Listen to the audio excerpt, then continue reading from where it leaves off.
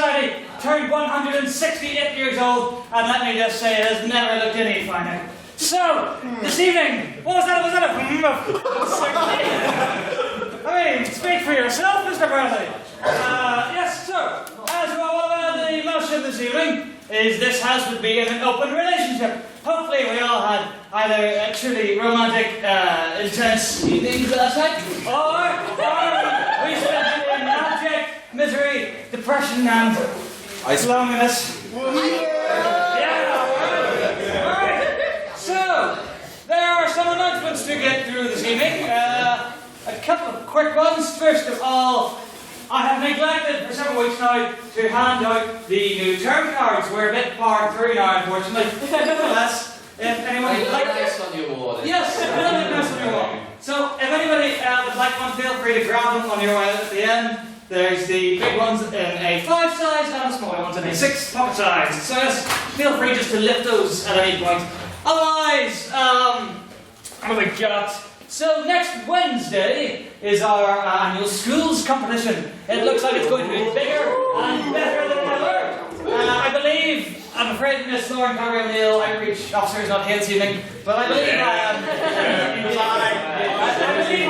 am permitted to inform you that Miss Carey O'Neill has done some fantastic work and has managed to secure to judge the final round Miss Naomi Long.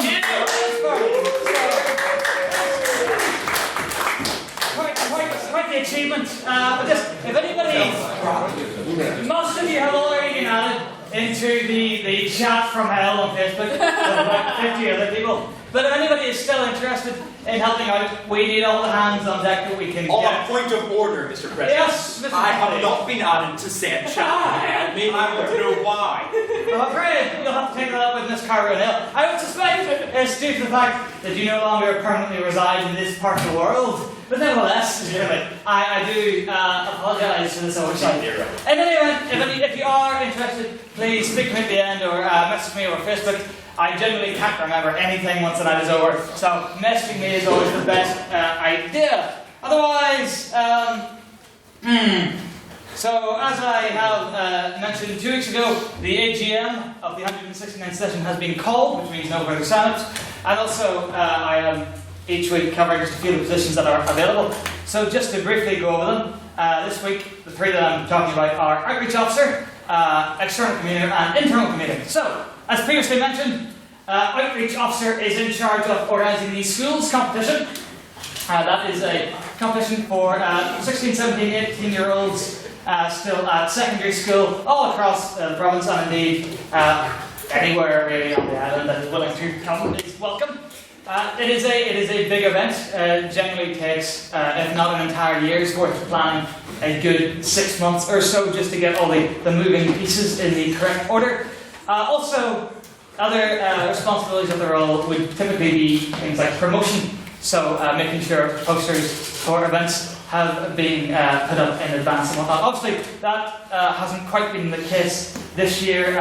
The Outreach Department has suffered some casualties over the past few years, and so it is not operating at maximum efficiency, but in future years we would like to see it return to such a state. Otherwise, External Communicator is Mr. Hugh Dolan. Give us a wave.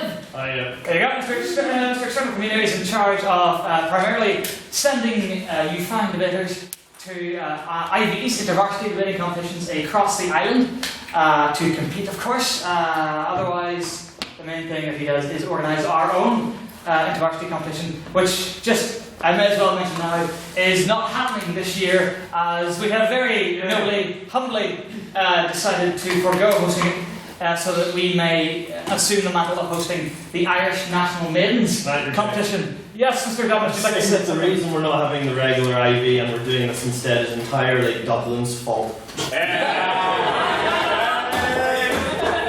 want that on the minutes.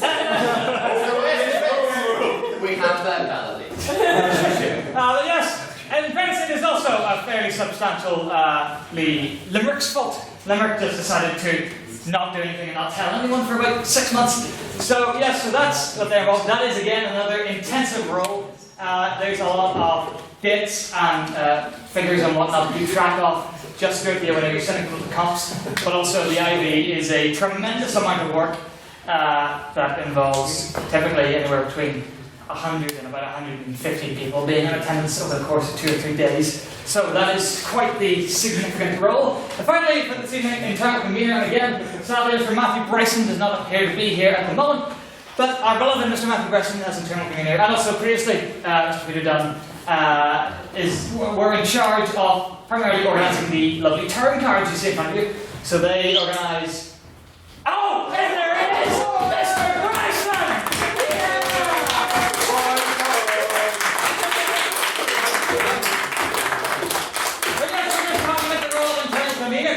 So the role of internal convener organises the internal meeting when the members come together to debate debates, pretty much. They then have to whittle down a set of motions that are decided upon to a shorter list that is able to fit on the turn card. They are typically also in charge of organising special debates that exist outside of the ordinary Thursday evenings, and also, probably most importantly and requiring the most work, they have to find the speakers for each week. Quite the intensive job, is it not, Mr. Bryson? But one that you've handled admirably. Yeah, no, I've enjoyed it. It's complicated. It's half your job is debating with debaters about what debates to debate about. Yeah. I mean, that's the best part. So yes, so these roles all, like I said, involve a fair bit of work, but I would not let that put you off. It is all entirely manageable with decent time management skills. As I mentioned last week, nothing any particular council does is especially hard. It just requires the time and the effort, and you must set it aside just to get things done. So next week we'll cover Treasurer, Secretary, and Presidente. And yes, I believe after next week, so the date of it is when's the conference? That's only 20th of March. 20th. So the AGM is the 13th.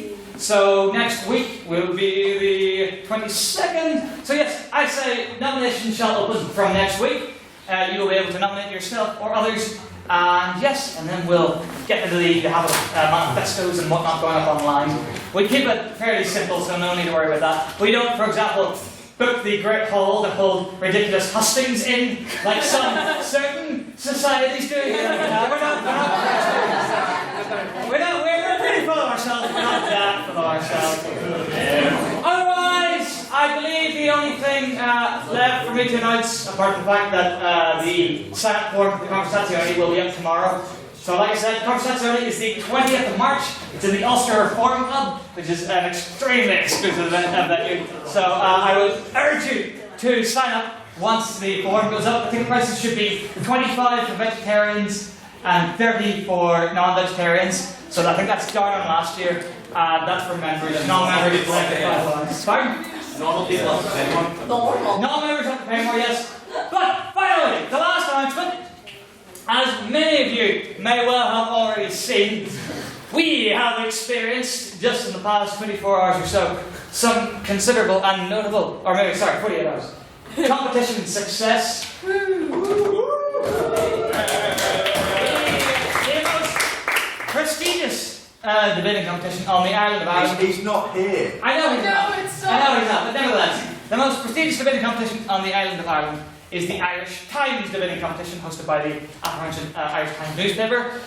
We have been entering teams, I believe, for the past 5 years. The greatest success we've ever had since the refounding in 2011 was when then Secretary, future President Adam Kidd reached the finals as an individual speaker, and since then we have generally reached the second round and no further than the semi-finals.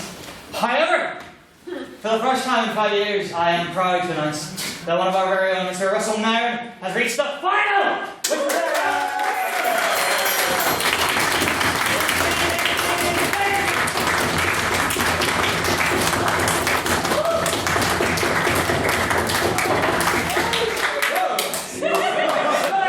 Just on a shoulder, are we?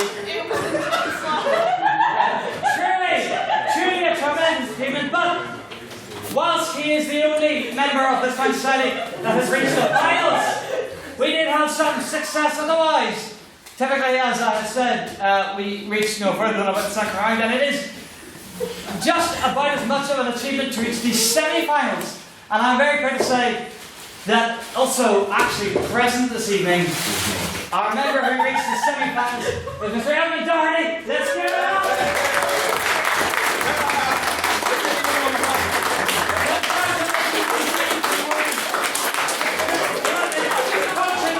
You wanted to say something? What do you want me to say, Mr. Doherty? This is good. I'm sorry. I can't tell if you're faking or serious. I just want to say thank you to everyone for that because I had some very terrible news. My great uncle passed away this morning, so thank you very much for that. Yeah.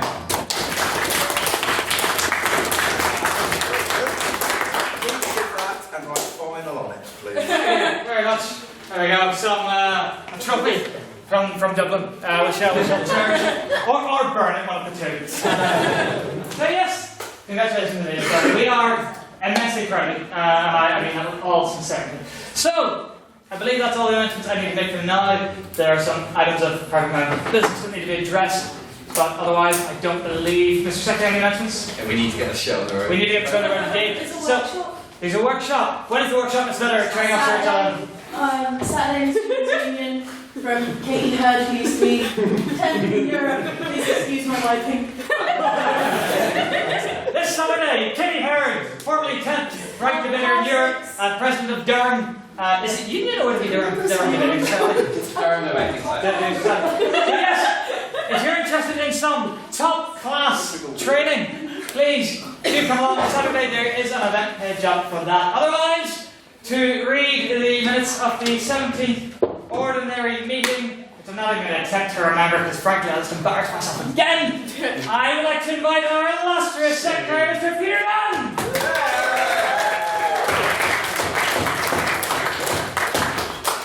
I was more of a week than I usually get in those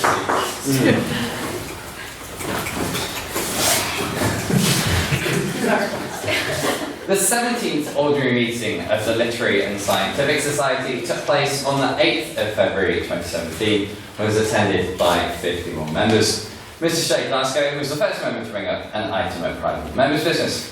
He commented upon the new Secretary of State for Northern Ireland proclaiming that a deal was possible, but according to Mr. Glasgow, not probable. We've all seen how that's ended up. Mr. Morgan Hickman said that quite frankly we've had enough of elections. I, of course, can sympathise. The next step, Mr. Hickman argued, was direct rule, but consultation with both sides of the community was needed for Northern Ireland to go forward. Mr. Hugh Dobbin responded by saying that the devolved institutions, as set out in the Good Friday Agreement, need to be reviewed and seen whether they are still applicable to a changing Northern Ireland. Honorary Life member Finbar Rogers wondered who the current Secretary of State was, presuming that Karen Bradley was just our lovely tech officer's drag act. Mr. Jeff Hattonbottom, everyone's favourite right-wing loudmouth arse, Katie Hopkins. She had been arrested, terrible shame of course, in South Africa. But Miss Patton asked whether it was for ketamine or stirring up racial hatred, and that's quite like a 50-50 things to be arrested for. External convener, Mr. Hugh Dobbin, said that the issue is that we're still actually discussing it. Mr. Holcomb Expo then asked the House what they thought of Donald Trump calling for a military parade in Washington. Social upset Mr. Conor O'Neill said we should indeed be very wary about Trump's proposed attempt to showcase military power. Whilst Mr. James Beckett said it was particularly important bearing in mind the significance of Washington as a non-denominational state where you can't even vote.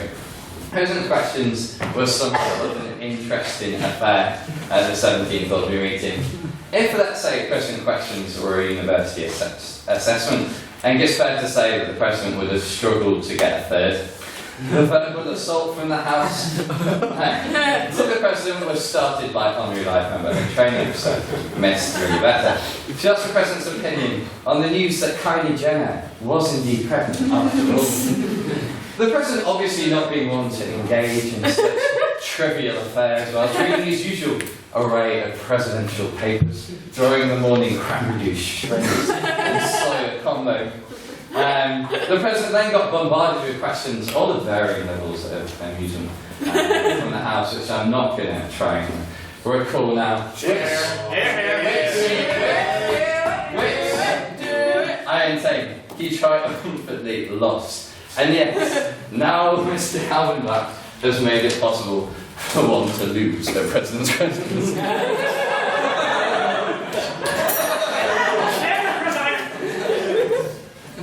Mr. Bimbo Rogers, HM, then past President, considering the surroundings of the chapel at the Theology College, would the President agree that if anyone dare swear in their holy place, would they be hanged with the best communion wine? The President said that this was probably blasphemous, but agreed that if such an occurrence was to take place, communion wine would be the final choice. The President then attempted to regain composure and took a vote on prior opinion and introduced the motion, this House rejects the Reformation. After he did this, this was met as a collective sigh from the House. All quite enjoyed watching the President lose at questions. The vote read 5 for, 13 against, and 22 abstentions. Opening up for the proposition was main speaker, Mr. James Beckett. He debunked the narrative that the Reformation was a movement for the people. Instead, he claimed it was an act of power taken by the powerful. He admitted that yes, Christianity needed reform, but ripping apart Christianity in such a matter was unforgivable. He vowed to the House to regret the Reformation, to regret the lives lost, as he concluded, oh, it's pointless, wasn't it? Opening the argument to the opposition was Miss Erin Burnett. Surprise, surprise, she didn't think the Reformation was pointless. The argument focused on developments both within society and theology, which resulted as a consequence of the Reformation. Martin Luther, she argued, did not intend to create division within the church, but saw the progression of Christian theology as absolutely necessary against the Catholic Church, which was not willing to reform. The Reformation, she therefore argued, led for a more progressive and forward-looking church. Continuing the argument for the proposition was Miss Hannah Gibson. She began her argument by situating the event we know as the Reformation in its historical context. She then proceeded to look at the long-term effects of the event, the subsequent persecution of Catholics, and the cultural division of Europe. She concluded by saying that the main tenets of Christianity, that of grace and forgiveness, were thrown out in the events that occurred as a result of the Reformation. She also said Luther would probably be a millennial. I thought that needed mentioning. Continuing the argument for the opposition was maiden speaker Mr. J. Kieran, who too looked at the long-term consequences of the event. Mr. Kieran also started the story, but this time concerning a rugby-loving monk. His point being that the Reformation led to the exchange of several goods and practices that had not been seen before. He proposed that the Reformation led to a modern secular Europe, where we can criticise faith freely, and also that he likes a good kill. Mr. Morgan Hickman, concluding the argument for the proposition, maintained that Catholics are more than capable of progress, but importantly, not regress. He questioned the value of some of the proposed progressions in the Church, which he argued were in opposition to biblical scripture. He concluded by stating the Reformation was purely about division, not doctrine, citing the numerous conflicts which ensued after the Reformation.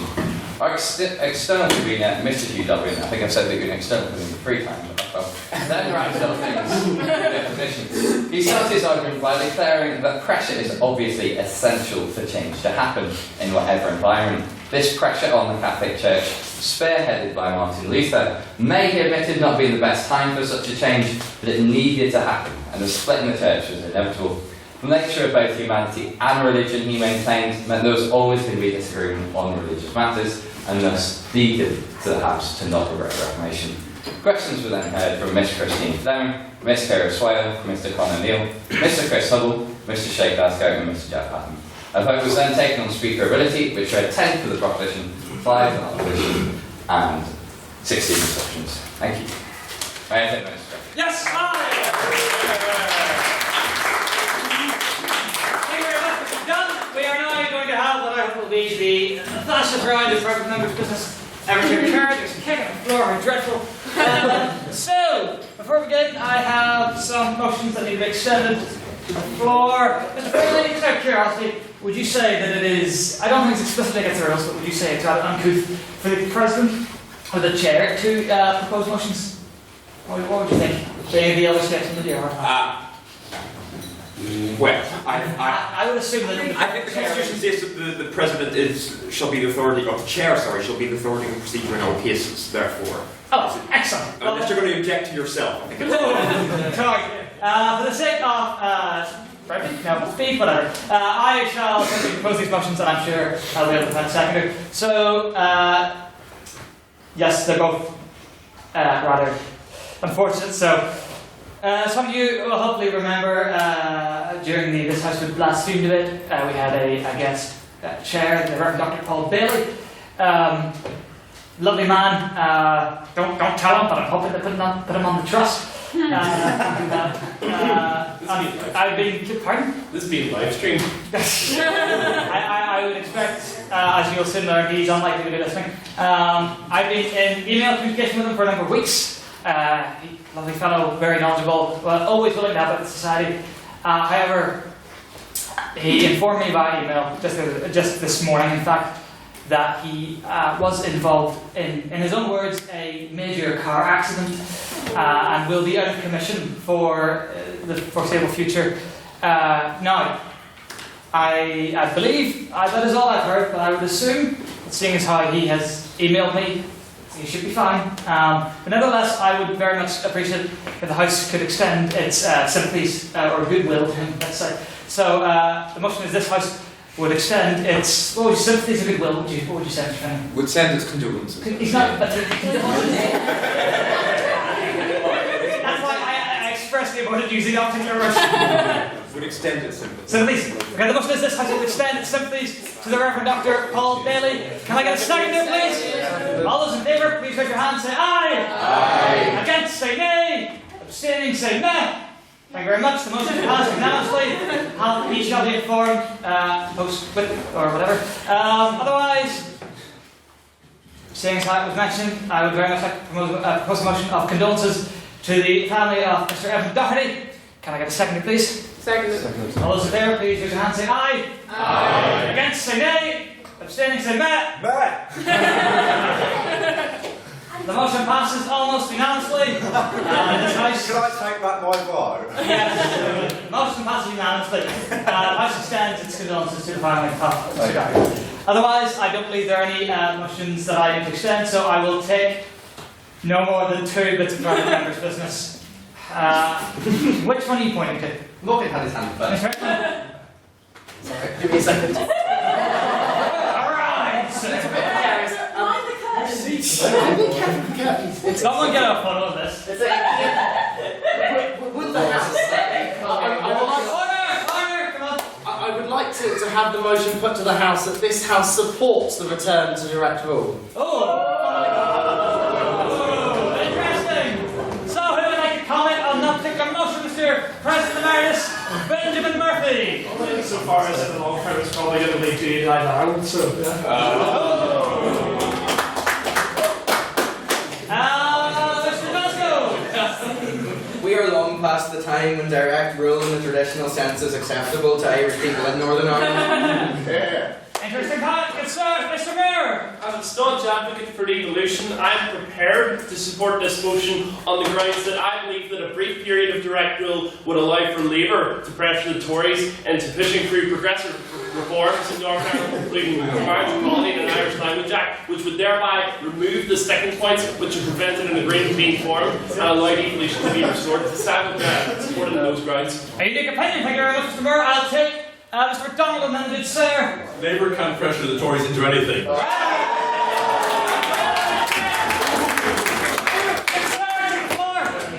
As somebody from South Africa, I would like to just say I think it's a good step forward, and then we can have a second Great British Empire, which found in my home. It's the best thing that ever happened historically. Dairy me. Mr. Gallagher, Captain Gallagher, HLN. I think I have to speak in the same spirit of the farce that is the situation that we're in. Instead, I suggest we secede both from the Union and from Ireland and suggest a union with Norway. Well, I'm going to set all jokes aside and say that it's an absolute disgrace that, as usual, Sinn Féin and the DUP wish to hand over control temporarily to the British government so that they can legislate for the hard things that they don't want to have to take account for. And it's a shame that in 2018 that the people we've elected are willing to put themselves in that position. Any progress, be that in social reform and economic actions, those need to be things that come from the people who are here to represent us and the willingness of the people that we've elected to forfeit that in order to avoid certain pressure from groups within their own electorate is quite frankly disgraceful in a most honest sense. And as much as there can be jokes, I'm sure it's a sentiment shared by most people here this evening that the situation we are in is utterly, utterly deplorable. Here. Very well said, good sir. Very well said. Also, since the DUP are currently, in Westminster at the minute, it'd probably be actually a decent move for the DUP, concerned that Sinn Féin don't take their seats. Thank you very much, Mr. Swale. Are there any final comments on the motion? Going once, going twice, gone. There. Secretary, He's not really allowed to comment, but so just comment to that. That's not new bring up. I do think that makes it all the more dangerous that one side of the community in the land is in the British government. I think it makes this situation even more intolerable as it stands. And I think it needs something like this different from that room, and a consultation process needs to take place on the same time. Sorry. Thank you, Secretary. I believe a motion was actually formally suggested there. Would you like to repeat it, Mr. Hickman? This House would support a return to direct rule. Can I get a seconder for the motion? Oh, I did. Okay then, here we go. All people currently within the House are permitted to vote. I would ask you to keep your hands up so that the Secretary and I can count. Once you've seen me finish the count, don't put your hands down because Mr. Dunn goes in the opposite direction generally. So, all those in favour of the motion that this House would support a return to direct rule, please raise your hand and say aye! Aye. Oh, okay. 1, 2, 3, Mr. Secretary. 4 with 5, Mr. Secretary. Was that hand? Yeah. No, I'm pointing at him. And all those who would oppose the motion, please raise your hand and say nay! Nay. 2, 3, 4, 5, 6, 7, 8, 9, 10, 11, 12, 13, 14, 15, 25, Mr. Secretary. 25? You get it? And all those who would like to abstain on the motion, please raise your hand and say meh! Meh! Keep them up, keep them up, keep them up. 1, 2, 3, 4, 5, 6, 7, 8. 14, Secretary. Mr. Secretary, what was the result of that vote? I was 5 for 25 against and 15 intentions then. There we go, the motion fails. This House does not support a return to direct rule. Shocketh horror. I will take one final piece of private member's business. Mr. Glasgow, what is then? I would also like to propose a motion that this House supports the upcoming UCU strikes taking place in this university and universities in Britain. Thank you very much, Mr. Glasgow. Are there any thoughts on that particular motion? Mr. Doherty? I think it's very difficult because it's probably going to cost me about £300–400 because of it in terms of fees. But at the same time, I think it's worth it if it means that lecturers in the future, which could include people in this room, get better pensions later on. So here we go. I'll sit Mr. Doherty. Ms. Miller, Yeah, I'm going to back you up on that one. Like, at the end of the day, most of us are going to be working until we're bloody 70 anyway, so you know what, we need to back up pensions. It's something that's so underrated that you don't start doing from a young age. It's something that is so fundamental to your life at the end of your life, so completely. Thank you very much, Ms. Miller, Mr. O'Neill, and then Mr. Murray. Thank you, Mr. President. We can all be serious about this in terms of pensions and they need them, but if we're honest students, we need to understand that we're having 2 weeks of no class here. And so if you're 4, yeah. so can you seriously acknowledge that for students if you're not happy about this? And so we need to align ourselves with him so as we get out of class and take this some progress. Your tone of voice went in a completely different direction to your words. Caught me off guard. Mr. Murray. I have a pure reason if my pension was cut. Yes, I think we can all support that one. And Miss Fleming. Are you not going to have like 4 weeks of no class out of a 12-week semester, which I feel like is going to be an issue for those of you who are going to have exams at the end of this? Yes, that's our token PhD student at the back there. Mr. Hickman. He rises once more. Take to the skies, Mr. Hickman. I would like to agree to an extent with Mr. Darty's point earlier. It's true that we should be supporting them to the extent of protecting the rights of existing lecturers and their protection of their pension. The rug's being pulled out from under them. It's a terrible thing. It's a travesty. However, I don't believe that these strikes in any way should have an impact on future pensions. Anyone that approaches a career, signs up to a pension plan, to an agreement, has the free choice to do so. And I do not believe that it's the role of any current member to be forcing an institution, a business, or a government to any extent to bind themselves for future or new employees. I think that is not the role of strikers and not the role of employees. Thank you very much, Mr. Beckman. Are there any final points and motions to Bradley?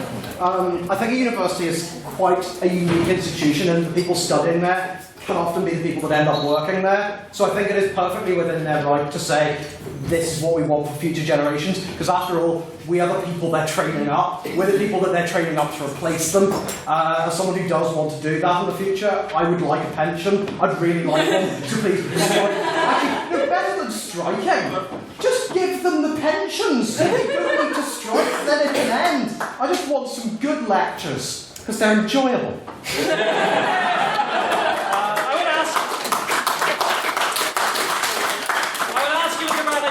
Do you really want a pension, or would you much prefer a firm handshake? I think that's satisfaction enough. Mr. Beckett? In the United Kingdom and also through the Western world, it's always been accepted, whether you're in the police, the medical profession, or the education profession, you earn low wages during your life, but your pension is protected because you are doing a public service. And it is appalling the way the government has behaved. I know I joke a lot, but it's appalling that they have pulled the rug out from under so many people. And it's not just now, it is the future, because all that will happen is we'll get worse and worse teachers and police officers and nurses. We need to protect these things. As a final thing, I understand the rebate, the issue of cost. There are forms going around and we can claim this money back. Further, I encourage you to do so, because that will pressure the university to show that we understand the strikes, but we're losing something as well. And we need to put the pressure on, not just for us, not just for our lecturers, but to show that we support our lecturers and the institutions that we have built over well over 1,000 years, and they matter. Thank you very much.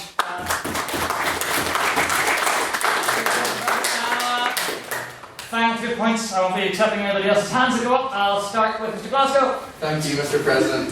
I just wanted to say, primarily to Mr. Hickman's point, yes, people entering the profession in the future, they will be entering voluntarily into these contracts, but these contracts are being set by people who do not have universities at heart, they do not have academic interests at heart, they especially do not have the interests of students and staff at heart. What they have at the heart of their interests is a scheme to build a giant printing press that prints us degrees and that prints them money. And we need to stop this trend now. And we do that by standing in solidarity with our lecturers and academic staff. Yeah.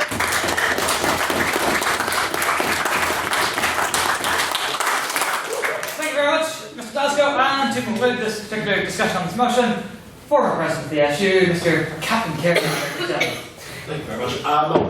One thing worth pointing out, this discussion might not be particularly relevant for very long because the university might be coming into a hell of a lot of money very soon, particularly if we go into direct rule. And we know under the Conservative government they've been trying to push for increased fees in this province for a very long time. And the DUP, I know from being in various talks with them, are not shy about that either. So the Vice-Chancellor and the Registrar may very well get their wish and maybe shave off a little to put into the pension. So it might not be a problem for much longer, sadly. Thank you very much, Captain Elliott. Mr. Glasgow, if you would mind repeating the motion that you proposed. If I can remember. The motion was this House supports the upcoming UCU strikes that are taking place in this university and other universities in the UK. Thank you very much. Can I get a seconder? Seconded. Okay then, here we go again. All those who would support the motion, please raise your hand and say aye. Aye. Keep them up so we can count. 1, 2, 3, 4, 5, 6, 7, 8, 9,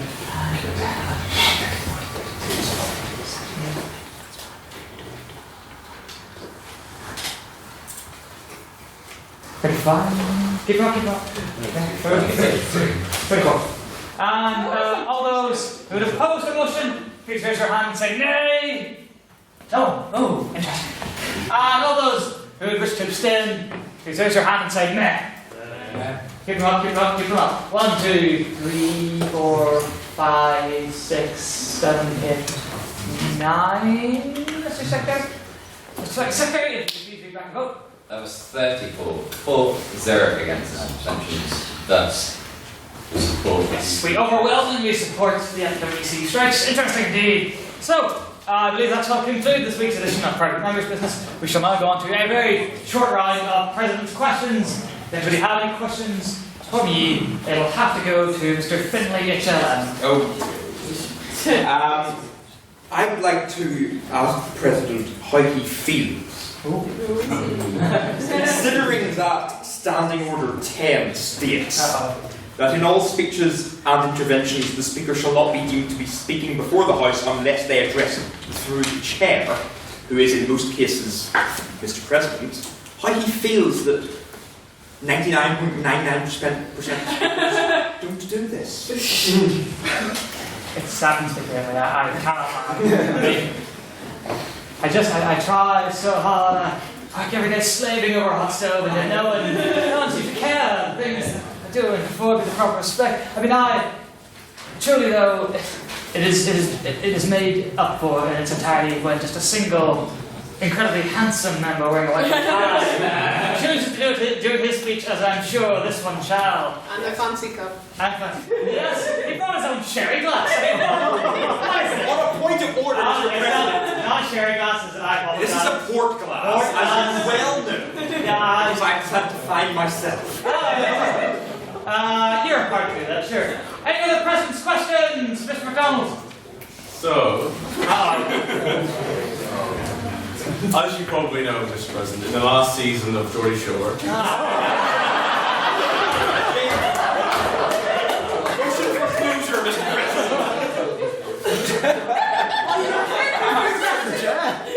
in the last season of Geordie Shore, the season finale.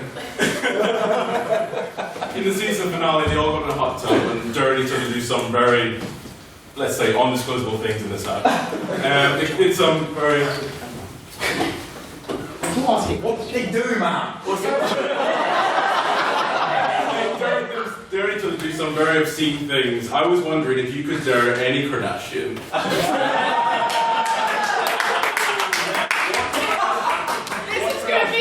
What you had for breakfast, just anything with a Kardashian. What Kardashian would be and what vagina? Kardashians, as you know, are bound by resolution of this House. Tune in. Oftentimes in this house.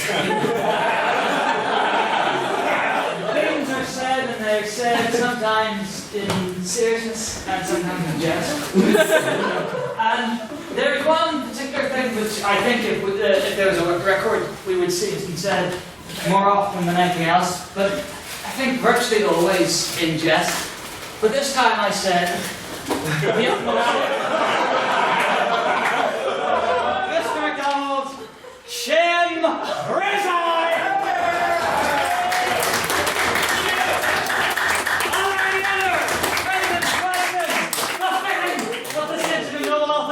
Mr. Doherty, my friend, I trust you. Do not disappoint.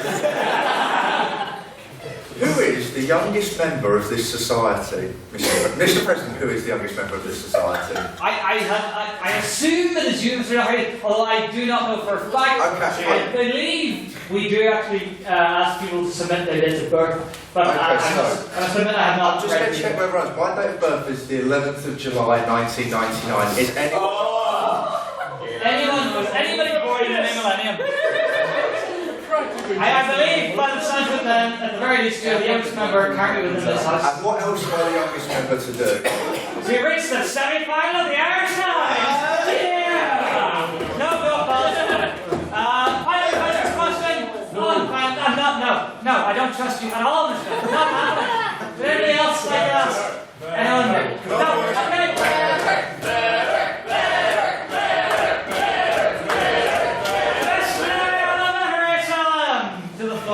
So, I was watching some YouTube videos earlier, and I stumbled across one that my housemates had made me aware of, which was a makeup tutorial. Not unboxing. It wasn't. Shook hard. It was a makeup tutor with none other than Jacqueline Hill and Kim Kardashian. Nice surprise! And there was a lot of negative comments about this because Jacqueline didn't let Kim talk. I just want to know your thoughts on the matter. Whether you think Kim was right to be angry at her, even though she'd come on, or you know. Seconded. I just felt of your team. We always lose one. It's fine. I have the joke is that there is no joke because I don't know anything about these people. I can't make a joke. I don't know anything. Last week. Ah, dear. The House shall now move to a vote on prior opinion. And then I will kill myself.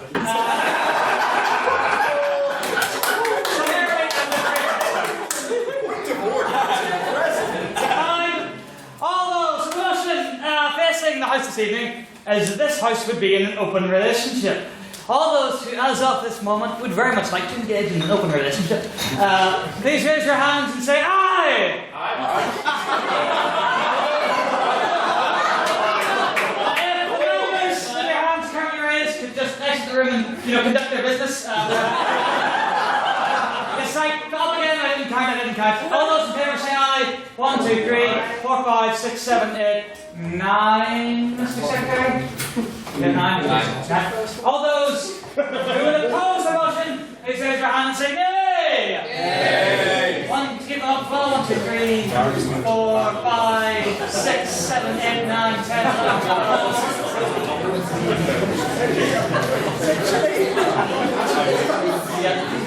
Why is it together? Just say thank you. Peter, take time. And all those who abstain, please raise your hand and say meh. Keep them up, because Mr.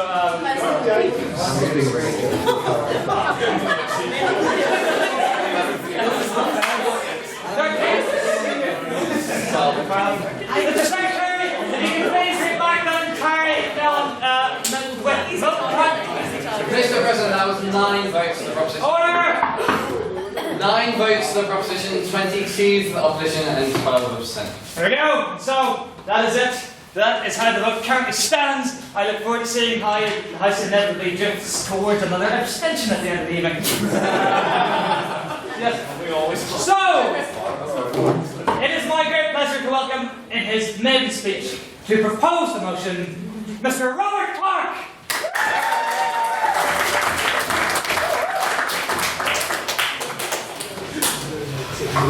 Thank you. Many great speeches in this House have begun with a quote, and mine will be no different. One great scholar posited this: 1 is the loneliest number that you'll ever do. But he went further. He said 2 can be as bad as 1. It's the loneliest number since the number 1. A contemporary went further again. He said that faith, hope, and charity give 3 as a magic number. Faith, hope, and charity, of course, being the names of his girlfriends. Now, for my first trick, I will give an unambiguous, uncontroversial definition of the motion. An open relationship is a relationship between 2 people in which both partners consent that one or both of them may engage in sex acts outside the relationship. The form these sex acts take can be measured to suit the needs of the couple themselves. And on that point, and it does not extend to romantic actions outside of the relationship, because polyamory is distinct from open relationships. Now, to be clear, the definition of romance is anything you would do in a relationship that you wouldn't do with a close friend that isn't sex. For example,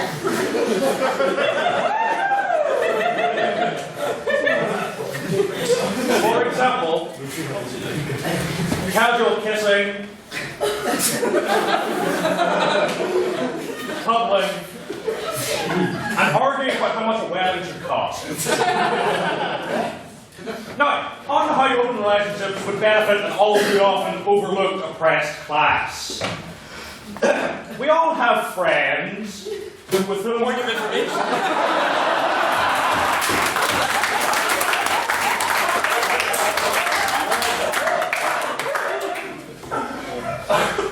I'll just leave that here. I take the point. Many of us have friends. Many from Irish? Whom we only want to see maybe once every 2 or 3 months. Great crack for a time, but easy to get sick of. Or just friends that don't have much time for us and who fleck out on the few plans we do make. To a relationship, these things would be anathema. But with friendships, it doesn't matter because you have as many friends as you want. So, let me ask, if you only have one friend, who would it be? On that point? I don't care. It's a rhetorical question. But it is a difficult question. What I'm saying is, open relationships give uggos a chance. What? And really, no. Would you rather share the sexual company of one beautiful person, or have a big collection of porn videos on yourself?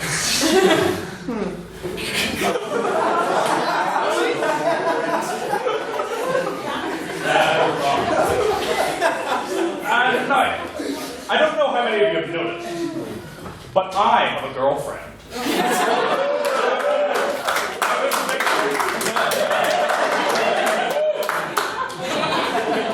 Which is nice. But the bother is, she's going to go to France for a year.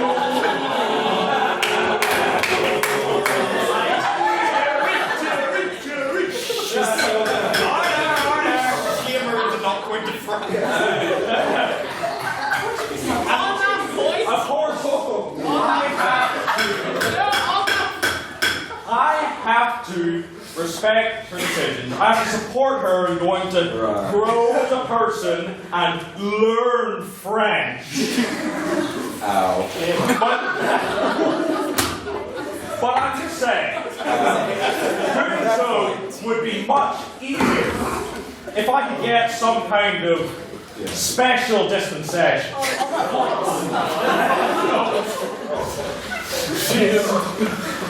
Monogamy is tolerable when I'm getting something out of it. But otherwise, it just seems like an inefficient use of time. On that point.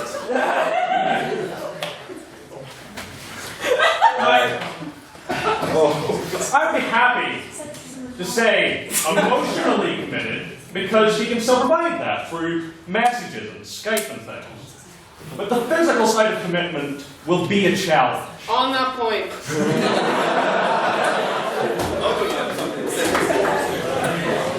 Not that it would be a one-way street. France is renowned for sexually aggressive men. I know that. Certainly. Save them from themselves. Certainly, she could have some baguette while I stay here.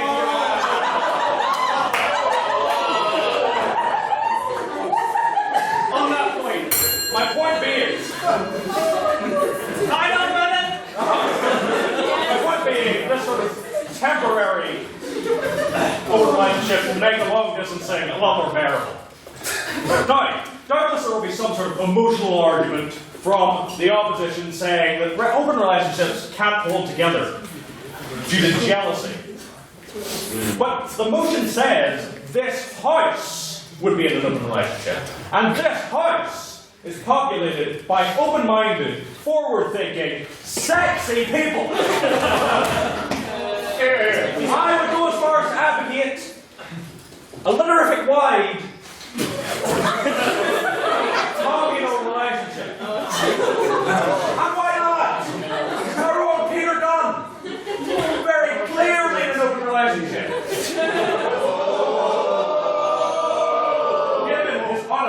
galleons with Calvin.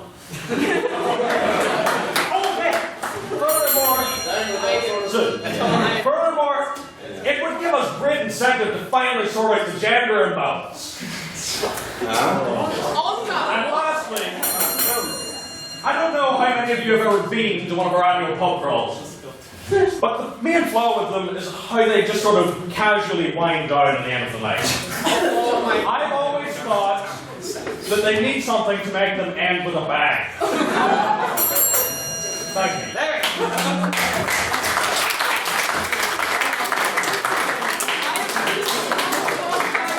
Mr. Secretary, if you could please find the member of council or the other member who suggested this motion and have them summarily shot, that would be very much appreciated by the office of the president.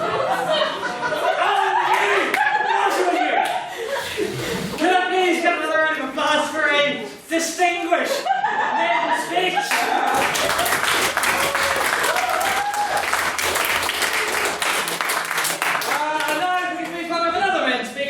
I apologise, I did not check how to pronounce your surname. Mr. Hamid Tafi? Yeah. Hey, there you go.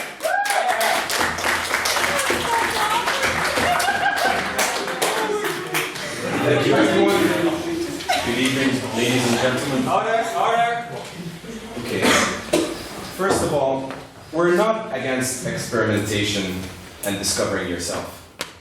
But what we are against is that as an advanced species, is it the right way to explore sexuality by sleeping with other people other than our spouses, boyfriends, or girlfriends? Come to think of it, only animals do that. And if we do that, are we different from them in any way, shape, or form?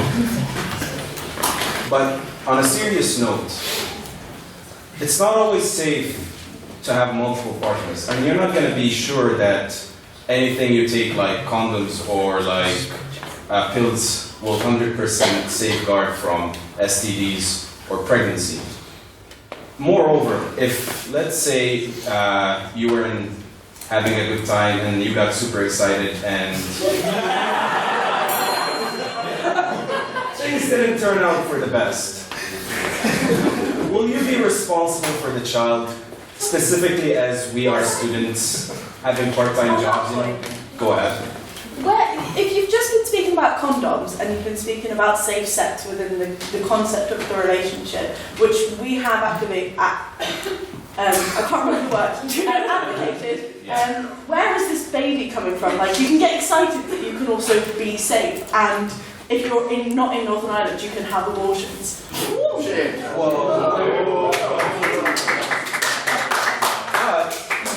But who's going to pay for the abortion? Well, I will. So what are you telling me? So you're willing to have sex with another person aside from your boyfriend and pay for your abortion? She literally. I can't respond. She literally.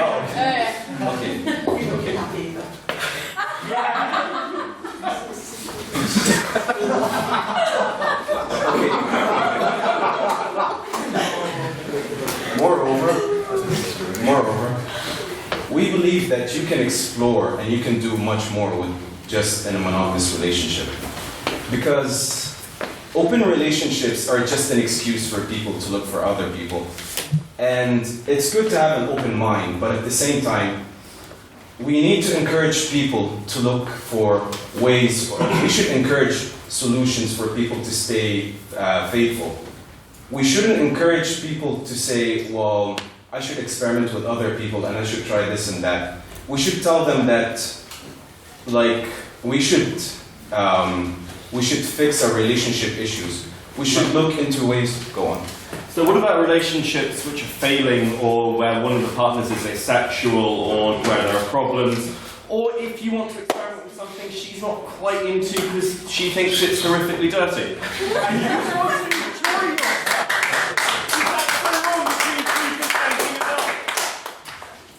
Well, you can break up, or you can, well, relationships are give and takes. So sometimes you have to sacrifice a few things in order to be happy. It's not one way. Anyways, we need to encourage people to have fun in, oh, okay, I thought you were using your hands. Yeah. We need to encourage people to have fun in monogamous relationships. Because if we imagine the world having an open relationship with everyone, it would be hectic. I mean, come to think of it. Like, how many dads or moms, or if you can't identify your parents anymore, is that a good world to live in? On that point, go ahead. That's exactly what's happened with Kanye West and Kim Kardashian. He's right. Think about it. Would you like your dad to be like your mom to be Kim Kardashian?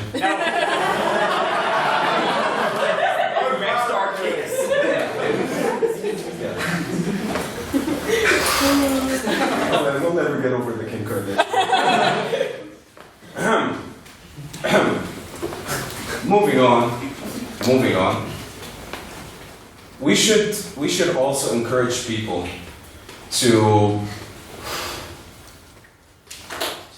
I thought you raised your hand. Okay. We also think that if open relationships would be encouraged, it's not gonna solve our problems with exploration or with finding our preferences. We discover it through monogamous relationship, whether we like it or not. We can let's say a guy would have a girlfriend and he didn't like this, so he could change even being in a monogamous relationship. It doesn't have to be an open relationship to find who you are, or to discover yourself. Or on that point? Go ahead. So as far as I'm seeing, you're always concentrated everything all about sex, and open relationships focus on sex. But what about experimentation with different persons that have different interests and they can actually apport something to you rather than sex, apart from sex? Can you clarify? Apart from sex. Relationships can be developed in other different levels, but right now you're only focusing on sex. So what about different experimentation with different people and not focusing in sex? Is that positive or negative? 1 minute. Yep. Sorry, can you clarify it more? Are you saying it's more? We should involve emotions too, or?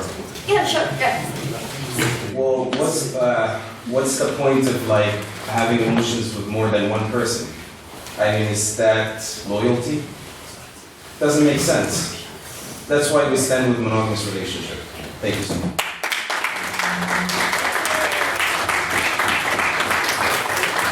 Thank you very much, good sir. Could we please get another round of applause for another marvellous maiden speech?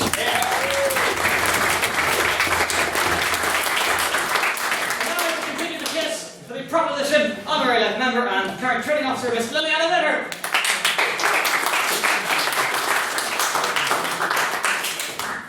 Mr. President, members of the House, I've got a few clear points I'm going to lay out to you tonight. Firstly, how my esteemed colleague over here defined emotion was, as we said before, it's a purely sexual thing. Like Linda brought up in her point, there are advantages to having relationships with other people in a sexual sense. You aren't, even though you're having a sexual relationship with a person, you're not discounting them as a human being. They have different attributes that they can bring to you and your partner in your life. Say I was having sex with a mortgage broker in my spare time. I'm not. Peter would be particularly happy. And we were thinking about getting a house. Wouldn't that work in our favour? Although it's not an emotional connection, you have this other form of information that you might not have had previously. No. Also, the whole of being sexually liberal in relation within this debate isn't about just kind of limiting yourself. It's about having the discussion to start with. That's the big thing that the opposition did not bring into their speech, is the fact that at the end of the day, we are sitting down with your partner and the other person that is concerned, and you're being like, this is what we want, we are setting boundaries. On that point? Yeah, sure, go ahead. Right, you're pretty much saying this starts discussion, but at the end of the day, there are couples out there who, instead of actually solving their problems, would literally just go to the other person and find solace in them instead of actually sorting out their issues. I understand that, but the way that we have defined the motion today is that it is a purely sexual thing, that although they might have these other issues within their relationship, it is about having the discussion first with your partner to kind of outline where you want your open relationship to go. People may have a lot of different problems within their relationships, and at the end of the day, having sex with other people isn't going to solve that. We, on the opposition, accept that. No, there's nothing we can do about that. But there have been studies out there that have shown that it actually increases your bond, because say I went home today and I was like, Peter, come on, let's try some really hardcore BDSM. Just another day in the office. He was like, no love, that's not for me, I'm too vanilla, it's not my style. I mean, that's the reality. I mean, I'm not wrong. But we had the discussion about being in an open relationship. I went somewhere else and was like, okay, I know this person that is also into really hardcore BDSM. I had the discussion with them and I was like, although I'm in a relationship, this is what I want to explore, this is what I want to find out sexually. Are you okay with that? At the end of the day, it is about the discussion. It is about understanding the other person's wants and needs. The opposition mentioned about STDs. We understand that obviously we live in a culture where they are rife, because you'll find that boys halfway through sex will be like, nah, I'm not into this anymore, just take the condom off. And because people aren't particularly educated on the matter. If you're having a discussion with someone and being like, have you got yourself checked? Have you made sure that this is what we're going to do? Then you're safe in yourself, and if they haven't, then they violated your trust. You can go back and you can talk to them about this and make the decision to not have sex with them anymore. It's not like you're limiting yourself. You are actively going out of your way to have a discussion with someone and make sure that everything within this is safe. On that point, yeah. It's all well and good to say that you have a discussion and that these boundaries are clearly set, but in this kind of situation, no matter where you set a boundary, it's a very spotty boundary.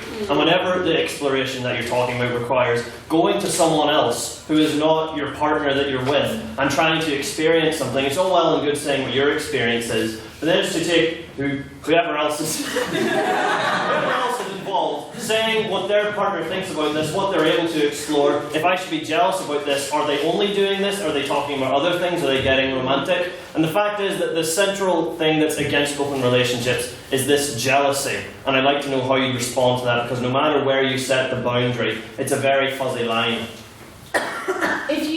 At the end of the day, although there's obviously going to be jealous feelings, you can't prevent that we're all human beings. People get jealous over little things. I might get jealous if that person has a different piece of cake than mine.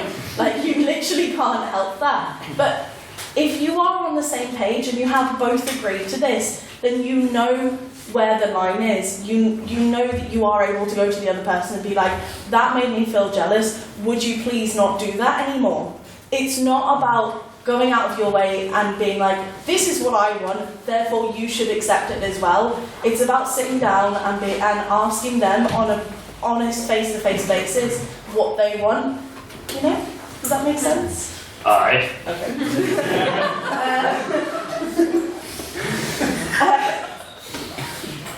I really don't want to do this anymore. I just got told about the get. Also, can we all address the fact that supposedly the state and religion are no longer together? I say supposedly because we all know. They still are here. What? They still are here.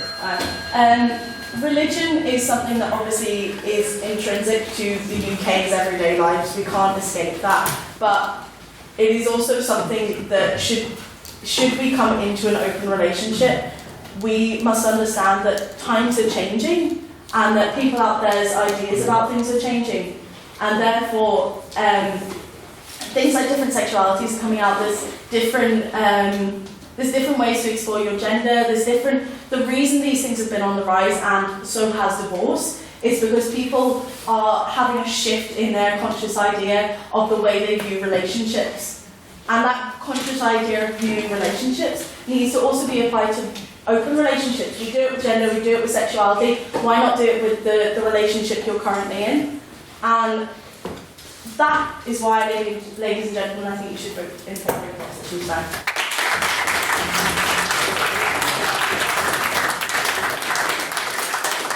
Thank you very much, Ms. Letter. A quick point of clarification, Mr. Secretary. Earlier comment was made about the exam, and you said just another day in the office. Am I correct in saying you still work at the top here? It's true. Duly noted. And now I'd like to welcome our next speaker to the office, Ms. Kira Swale.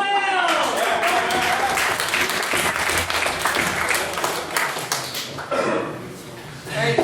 I'm going. Actually, no. I forgot my camera. Sorry.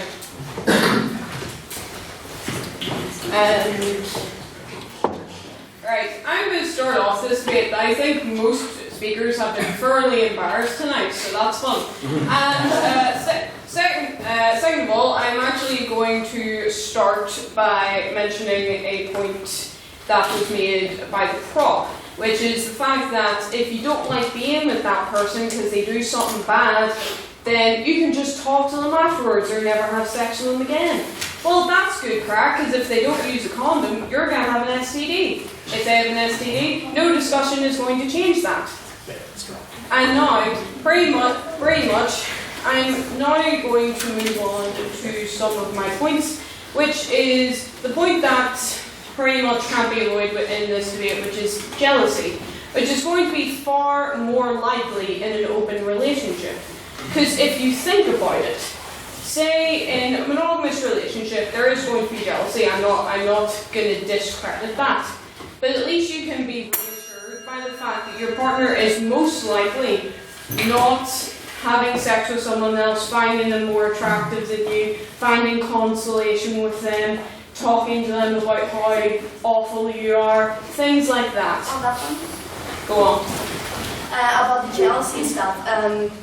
So when we're talking about jealousy, it's something that it's usually focused into open relationships, but actually things that it's nonsense, because when we're in a monogamous relationship where you don't talk about the different person that you are with, the jealousy is more likely to be increased than when you're in an open relationship where you talk about everything and you know the feelings of that person and about everyone else. So what's the point there? See, in a monogamous relationship, you can be open at the same time. Like, for example, in a monogamous relationship, you can go, I find that person attractive, you just can't sleep with them. There's that effort of you can look at the menu, but you can't order off of it. Second of all, if we look at an actual open relationship. Sorry, on that point. And then if we move on to an open relationship, that person is actively being with someone else. So you're unlikely, if that person just spends more time with them or has sex with other people more than you, you're going to think to yourself, do they not like me anymore? Do they find other people better instead of me? No, sorry. And things like that. And also, I'm going to move on to this whole fallacy that everyone thinks that open relationships would be brilliant for cheaters. That if you're a cheater, then this is magically going to solve this problem. Actually, it's not. It's just going to come into another form. Now, in a typical relationship, sometimes you're not really sure what's cheating or not. So you say to your partner, here, is this cheating? They say no, you can do it. If you say, right, is this cheating? They say yes, you don't do it. Same thing happens in open relationships. So the cheating can just take another form of agreeing to something but not actually doing it. Like, for example, a typical rule is to always have safe sex. That person could not. Second rule, another rule is that person you're not, typically it has to be flings. Again, you can still have an emotional attachment and your partner can't, so that's cheating. On that point,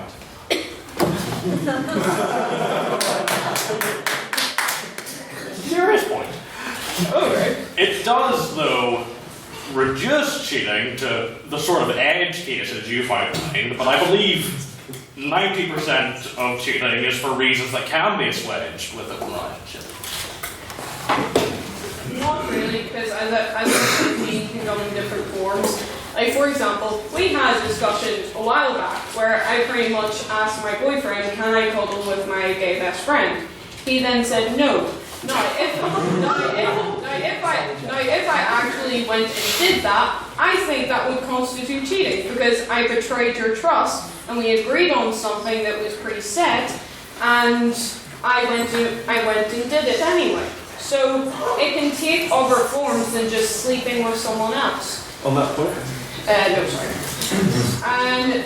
And now what I'm going to move on to, which is the awkwardness that comes with pregnancy. Because say for example, I was in an open relationship and I had sex with three men roughly around the same time. Let's just say that. Now, because of the great racial diversity in Ireland, we can most likely assume that they're most likely going to be white men. Now, because most relationships, most open relationships, it's usually a rule that you shouldn't form an emotional attachment to someone. So basically, flings. So it's going to be absolutely brilliant crack when I have someone else's child that's not the person I'm with, and I have to go, oh, who is that fella again? I didn't take any of his information down. I have to find out who this person is. Oh God! And then I have to go up to my partner and be like, I have a child that's not yours. Sorry, mate. Right. And now I'm going to move on to the point of and there's this aspect of social stigma that you will have to face if you're actually in an open relationship. Like for times are progressing, yes, but you will face stigma. Like, for example, we haven't even gotten gay marriage yet. Do you really think that anything, open relationship, anything like that could go through? And also, there are common insults that say this that I can't say because I'm informed that I'll get fined. But the C word, which means, letting your girlfriend sleep with someone else, is a common insult. And sex is, in general, just put down against in our society. So yeah, pretty much for those reasons, the disadvantages outweigh the advantages, and so I would say oppose this motion.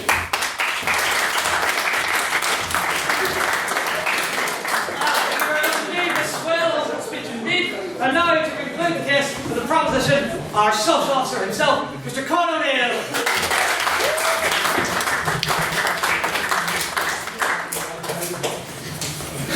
Sculpting to the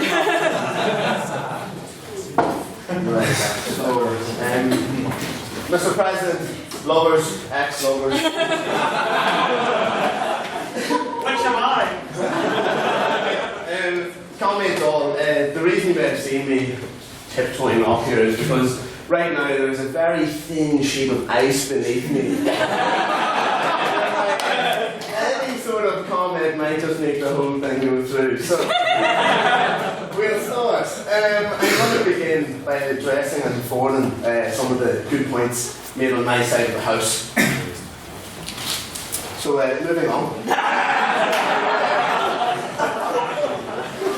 I'm going to look at some key things brought up here and maybe I'll forward a few of my own if I may. Now, so before I start, I just like to say if I had a massive block of rounded Swiss cheese from the Alps, I would just sit there, because this is probably going to be filled with holes as well. Continue. Yes, so like an STD ridden penis, I'm going to try and forward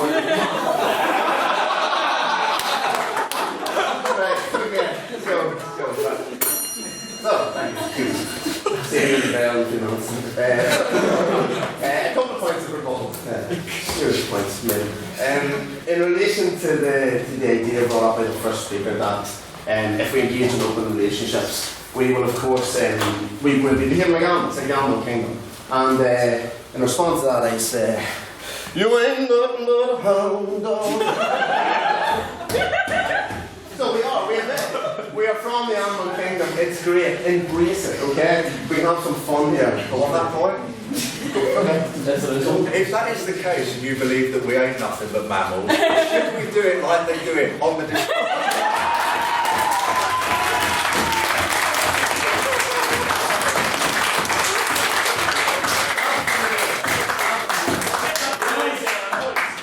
If anyone wishes to bring this house further into disrepute, I will welcome them. No problem at all. Give this man a cookie. I will address I'll address the point from the floor due to Ms. Brodley with us. We agree that it is cheating if you're in an open relationship and you kind of experiment in another relationship, maybe in non-sexual forms. We actually agree that that is cheating. The whole point that we define the open relationship is that it is purely about the sort of it's about getting sex in other places and strictly sex, just the act, the physical, animalistic act of it. And so I understand what you're saying. We believe that that is cheating if you try and get in a relationship that are non-sexual. On that point? Yes, go fair enough. Okay. So the point that I was trying to do there is actually that it's all focused about sex, but when we're talking about emotions and like as you say, like you're pro open relationships. When the feelings come together and they're actually like people that fell in love or whatever, and there's no sexual need there, that's actually an open relationship as well. So what I was trying to say is that like that's not focused only on sex and like go with the debate like. I take your point. I think though. What has come from any person who's ever cheated before is that before the sex happens, there's a connection made. And so in many ways you can't say that sex, now I understand what you're saying, but as I said, people fall in love before they even kiss, before they even, so in some ways they fall in love over mobile before they even touch. And so, but yeah, so I take what you're saying, but I also think there's another point to that. Moving on to the second speaker. Moving on to the second speaker. So the STDs argument, it's important. I think though that this argument actually inevitably falls behind the ultimate argument of like, oh, let's never have sex, you know, the kind of the Catholic Church at the lectern, like, this is wrong. But you can't deny that if you're in a monogamous relationship, you are reducing your risk. If you have tons of sexual partners, you are going to increase your risk of an STD. I understand that, but as I say, it just falls under the same point. It's like telling people never to have sex. It's like, you know, you'll always have that Jerry getting the better. And you'll always have that factor.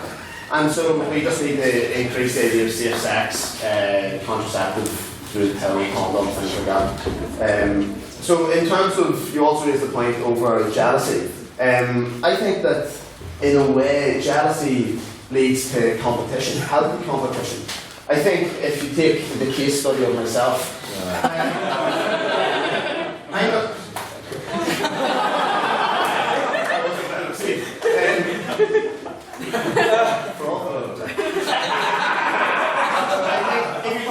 I'm going to hopefully be a software engineer. The chances of I'm not blessed with tall height, quite a heavy build, I'll probably be fat whenever I'm older. And I think that you bring the healthy competition into the relationship's good. You know, keeps me on my feet. It's fine. Keeps me, keeps the whole thing healthy and running.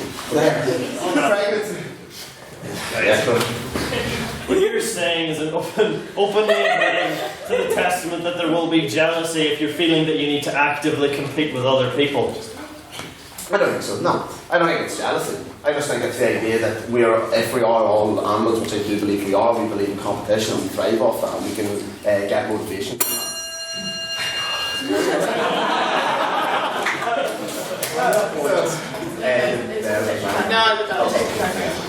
So, ladies and gentlemen, boys and girls, The points tonight have been exciting, uninformed, and at best uncoagulated.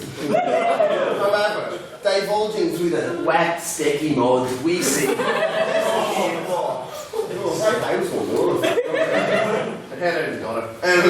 So, I believe this debate comes down to two ideologies: monogamous people and people heavily laden with pure banter and fun. Between those not willing to try the apple from the tree and those who are willing to try the forbidden fruits and mix with the snakes. One decided to steal. And snakes there are many, my friends. However, what I beseech you, comrades, be bold, be adventurous, and above all be wise. And if you wish for an empirical example of an open relationship, well working, the fruits of it, I picked this lady here. We have been in an open relationship for 4 months. And what? Oh, we haven't been in an open relationship.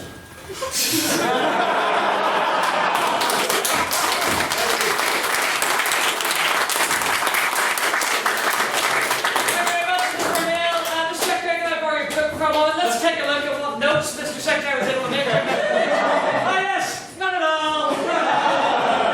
Good job, Mr. Neil. Good job. And now, to conclude the case for the opposition and the debate for this evening, one of only 3 people, I believe, in this room who has been a member longer than myself. Yes, it is the esteemed honorary member, Mr. Jonathan Finlay.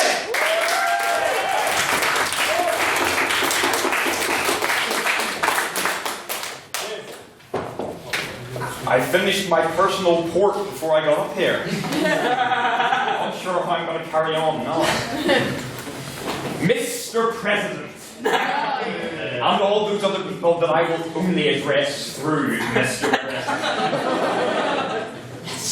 I think, to be perfectly honest, the most poignant point that has been made this evening was made by the Deputy Leader of the Opposition, to use the competitive terms, at the start of her debate, where she said that everyone seems to have been embarrassed tonight. I think that's a very important point to make.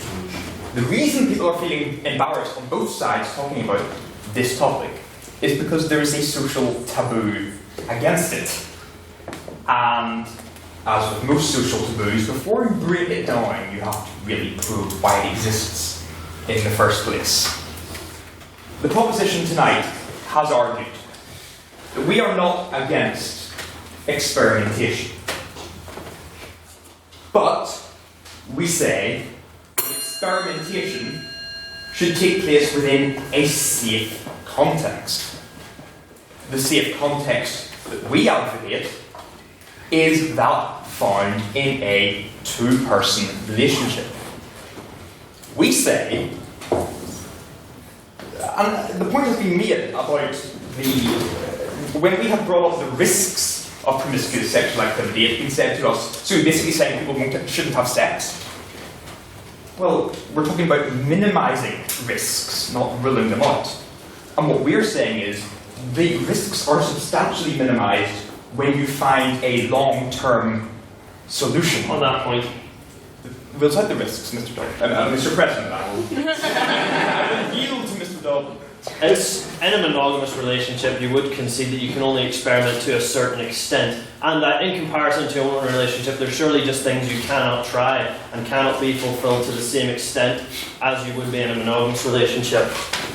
Well, that, I mean, I know I'm not really supposed to make new points here, but that is in the nature of commitment. And I think the elephant in the room tonight has been, what does commitment actually mean? What does devotion actually mean? And what it means is you value something above your animalistic desires at any given moment. The point about it is, you can't just say, we'll have a more trusting, consensual relationship if we completely remove the thing that our trust is based upon. You might as well say to someone, oh, well, I trust you not to steal from me because I'll give you all of my belongings. You still suffer the consequence of someone stealing from you. I think I'm still answering the previous point.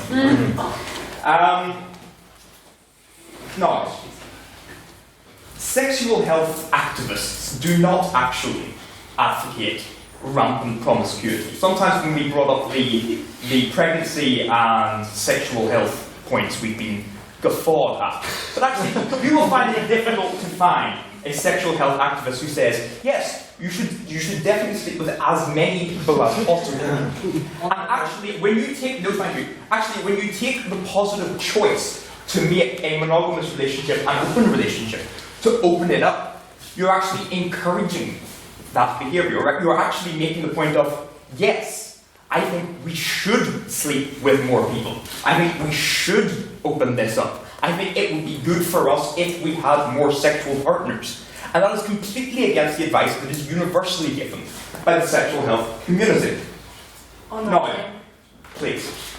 When have you, I, or anyone in here listened to anything the university says? Too few times, to my eternal shame. I mean, we can probe into my sexual history tonight, but I think. Can I get a second there? I think that risks obscene polemic, which is also against the standing orders. The point was made by Hammond, I believe, if I can find it. Yes, imagine everyone had an open relationship. I don't think that point has really received enough attention. That is the Kantian principle if we define what is morally good by imagining if everyone did it. And if everyone did something that is contrary, quite frankly, to the inclinations of most people, to the behaviour of our closest biological relatives, that is contrary to a very substantial and influential social structure that's been built over thousands of years. And you can say that it was built on principles that were wrong, but the point is people have internalised it and now believe it. We said if most people were to do that, On that point. I think that would be acting against their better judgment. I have another minute, go ahead. I have 2.5 minutes actually. So you're saying that so you're saying that it's been historically built in a kind of monogamous form, but I'm gonna chuck it back here to the Romans. Although it may have been their downfall, they did have a lot of sexual liberty and a lot of sexual freedom. Let's exclude the sleeping with small children section but there are ways to do it without. Reclaiming my time. Reclaiming my time. Okay, then that's it. Yeah. I mean, if we really want to bring in this whole Roman orgy point of view, then all that really needs to be said is that Romans thought homosexuality was wrong if you were the receiving partner. So basically, is all I can say. What we are saying is that the point has been made that somehow an open relationship will avoid the physical and psychological restraints that monogamy imposes upon us. That somehow it will mean adultery and jealousy are less likely. Is completely fallacious. As we have argued, as Kira argued, they will simply be translated into another form. Because, quite frankly, monogamy is hard enough to get right. Imagine if you try to extend a mutually consensual relationship into something that we really don't have a lot of experience with. The idea of bringing a third person, or a fourth person, or a fifth person, or however many people it's open into that. How do you establish the consensual terms of that? We think that monogamy is the best avenue in which to explore both childbearing sexual desires and any sexual desires that may go beyond that, and we think that an open relationship is simply too great a risk. Thank you very much.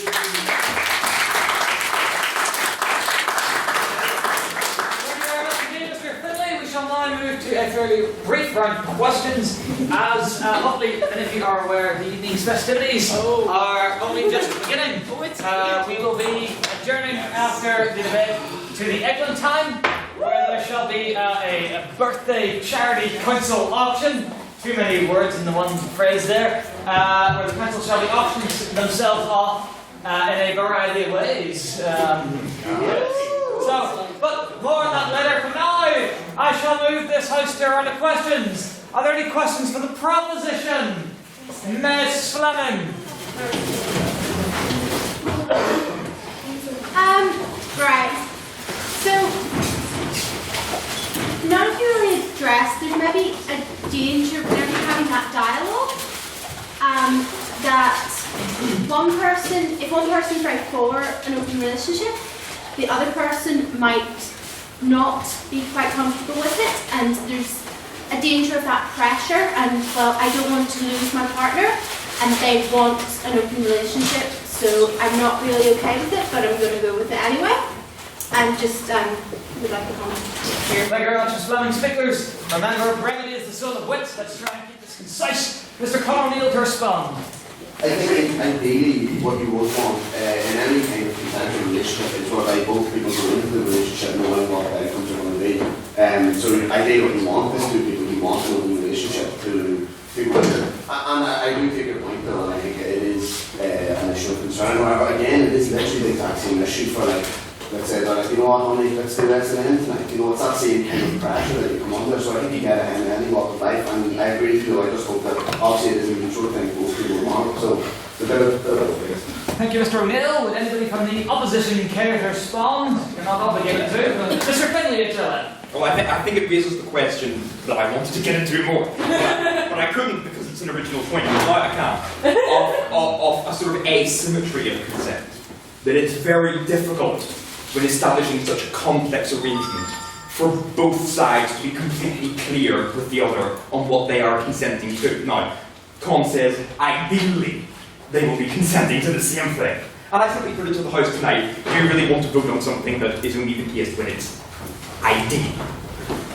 Thank you, Mr. Finley. Are there now any questions for the opposition? Yes, Ms. Graham. Do you not think what you're arguing is judgmental? Shouldn't everyone be able to do what they want, really, with whoever? That you have more chance of getting pregnant if you're in an open relationship. If I have sex with my boyfriend and someone in an open relationship has sex, and we all use a condom, we all have the same chances of getting pregnant. It's not going to be discrimination and being judgmental. Everyone do whatever you want. Thank you, Ms. Graham. Respond. The opposition has never ever said that open relationships should be banned. We're merely saying that monogamy is the safest bet, and it's that. And you're saying about pregnancy, like I don't know about you, but I'd much rather have be pregnant with someone I'm extremely close to. That I've literally been in a relationship for a year. Rather, please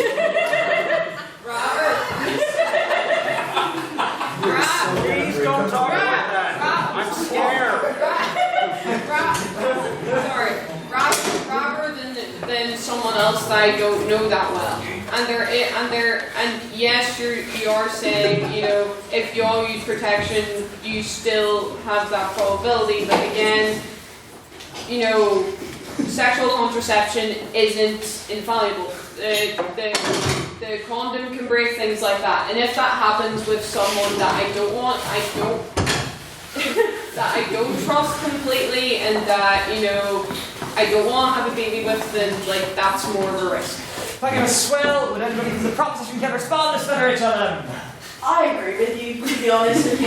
It is judgmental, and in the society we live in today, everything is judgmental nowadays when it comes to sex, when it comes to relationships. People want to tell you how to have sex, people want to tell you who to be with, people want to tell you everything at the end of the day. And the point Ms. Swell has made about having babies with people is, quite frankly, if you can have a baby, you can have a baby. You're right, you can't stop it. It's about information, it's about educating yourself, it's about having the want to protect yourself and to do what you want at the end of the day. And there's nothing you can do to stop that. So, maybe go on. Thank you, Ms. Miller. Are there any abstaining points of the motion? This is the point that can be directed equally to both sides. Yes? Go ahead. So, to the opposition? No, to both. To both, okay. Or general. Yeah, general. So basically, in terms of, because you've all literally talked about STDs, babies, but really mean, the point of a relationship is literally not just sex or getting STDs. And so I feel like, and that's what he's been trying to say, is that there's been such focus on STDs and sex, but it's not been a focus on the mental aspects or the emotional aspects, and more than just the sexual aspect of being in a relationship with someone. Like, it's more than you just want to have sex. If you just want to have sex, then you don't need to be in a relationship. Thank you very much. Could you step through the name for the minutes, please?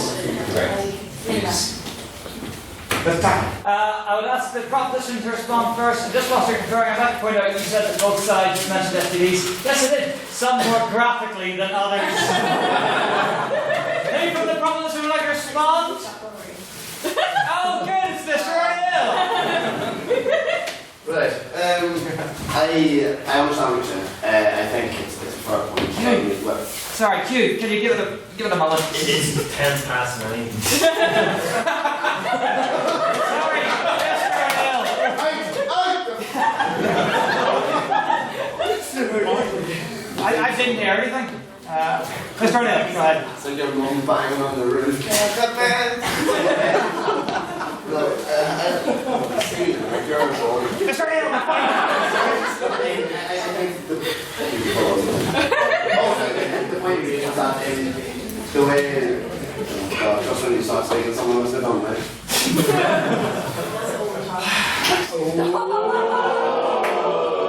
Is that what the youths call shit?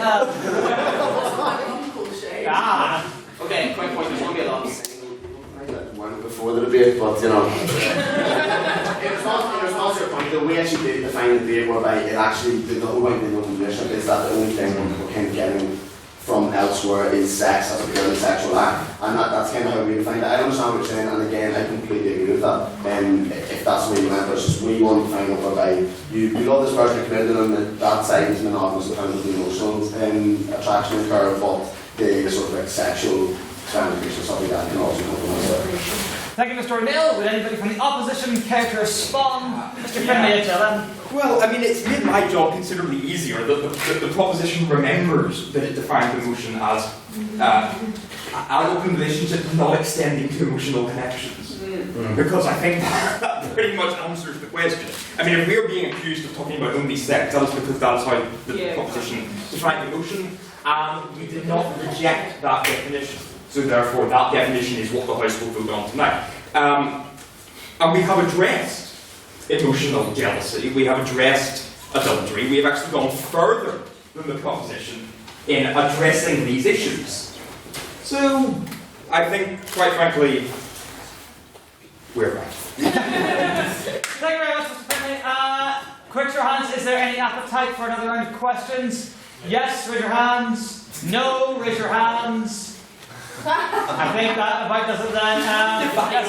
So, they're all so embarrassed, honestly. I'm terribly sorry for that short round of questions, but I hope everyone will agree this has been quite a lot of fun. We are adjourning to the Eglantine Bar. This is it, by the way, where you rustle about for your membership cards, so do that. I remind you again that the charity auction of the council is happening in the Eglantine Bar. There are some wonderful things up for grabs. Both metaphorically and literally in some cases. Mr. Dunn is offering cocktail lessons. Mr. O'Neill is offering baking lessons. Miss Vedder is offering to clean your house. Mr. McDonald is offering piano lessons. Can I just say on the topic tonight, I'm very good at fingering.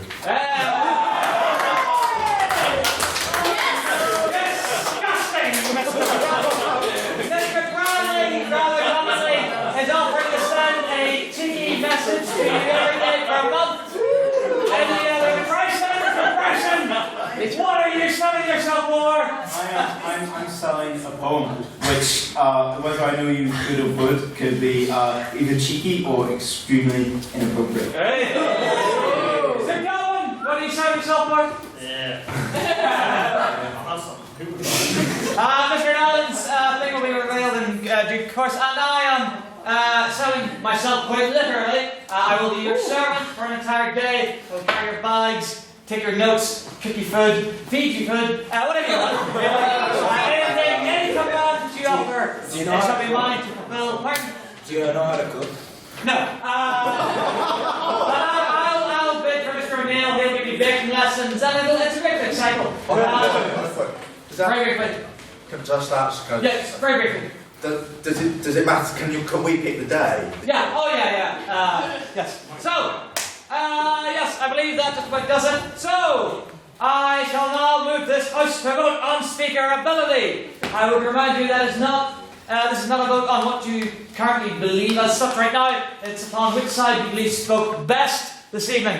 So if you believe that the proposition spoke best this evening, please raise your hand and your membership cards and say aye! Aye. Keep them up, keep them up, keep them up. 1, 2, 3, 4, 5, 6, 7, 8, 9, 10, 11, 12, 13, 14, 15, 16, 17, 18. 18. Yes, okay. If you believe There's a lot of liars in tonight. if you believe that the opposition spoke best this evening, please raise your hand and your membership card and say nay! No! Keep it up, keep it up, keep it up. 1, 2, 3, 4, 5, 6, 7, 8, 9, 10, 11. 11, Mr. Secretary. I've got an HLM card, that counts for 5. And if you believe both sides spoke equally well, equally terribly, or wish to express no opinion on the matter whatsoever, please raise your hand and say loud, say proud, say meh! Meh! 1, 2, 3, 4, 5, 6, 7, 8, 9, 10, 11. I have 11, Mr. Secretary. 12. I'll go 12. Mr. Secretary, could you please read back the vote to me? Order! Just the reading of the vote is sacrosanct. That's 18 votes for the proposition, 11 for the opposition, and 12 abstentions. There is the proposition.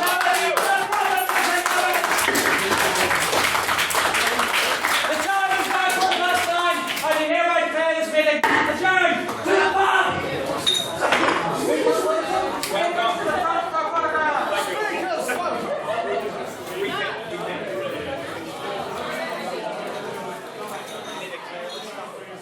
Somehow mid-debate my belt came off.